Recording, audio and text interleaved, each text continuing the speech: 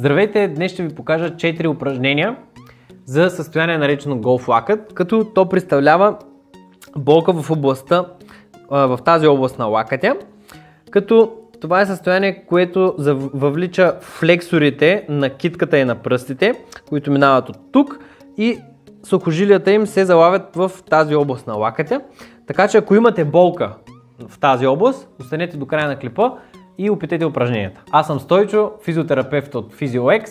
Нека преминем към упражненията. За първото упражнение днес ще ни е нужна една тенис топка, като идеята е да релаксираме мускулите, тъй като понякога, когато могат да имат повишен тонус и от това да предизвикват болката. Така че слагате топката на твърда повърхност и слагате предмишницата по този начин върху топката и започваме да натискаме леко и спокойно. Не трябва да причинява болка. Масажирате флексорите, хубаво минавате навсякъде, нека има натиск.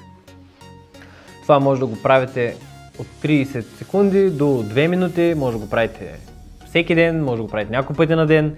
Също така може да спрете примерно в дадена позиция, може да раздвижите китката, може да раздвижим пръсти и китка и продължаваме да мобилизираме хубаво тези мускули. След като свършим с това, можем да продължим с следващите упражнения. За следващото упражнение ще ни е нужен един дъмбел, като в случая аз използвам 1 кг, но вие може да намерите тежест, която да ви е комфортна. Взимате гиричката, изкарвате китката извън масата и ако болката ви е много силна за движението, може да започнете първо с изометрична контракция, т.е. просто задържане на тежестта по този начин. И когато направите така няколко дни подред, може да вече да започнем да отпускаме и да вдигаме по този начин. Когато засилим мускулите, флексорите, това разбира се ангажира и сухожилията, където е болката, и с времето ние знаем, че проучвания показват, че сухожилията се повлияват много добре от натоварването. Така че правим това упражнение, като болката ви не трябва да преминава повече от 3-4 от 10. Правим по 10-15 повторения, 3 серийки, всеки ден може да го правим. И когато усетим, че болката не намалява или изчезнала, може да вземем по-голяма тежест, за да може да адаптираме самите тъкани на натоварването. Следващото упражнение, отново ще ползвам тази гира, хващаме по този начин и отпускаме настрани и връщаме.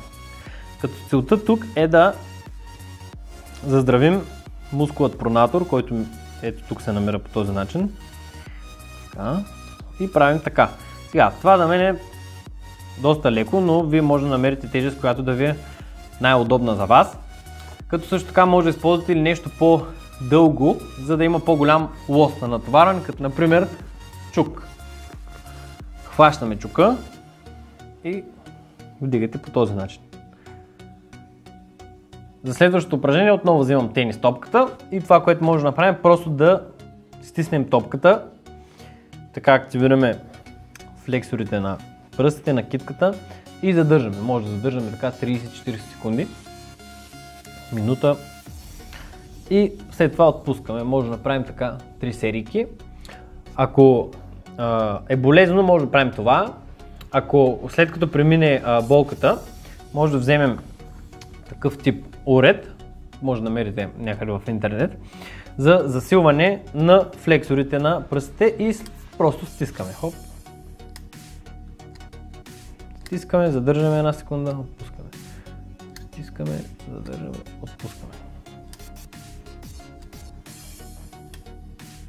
Тук даже има различна тежест, която да се изпълнява, така че може да се наглася интензивността и да става по-трудно. Правим 15-20 повторения на това, правим се го по-трудно, стискаме, отпускаме. Опитайте тези упражнения вкъщи за определен период от време, 2-3 седмици, вижте дали ще има подобрение и напишете долу в коментарите как ви се е отразило. Ако видеото ви е харесало, може да харесате клипа, коментирайте естествено долу други упражнения, как вие сте се справили с проблема и поделете с хора, които може да имат нужда. Не забравяйте да се абонирате за канала. До скоро!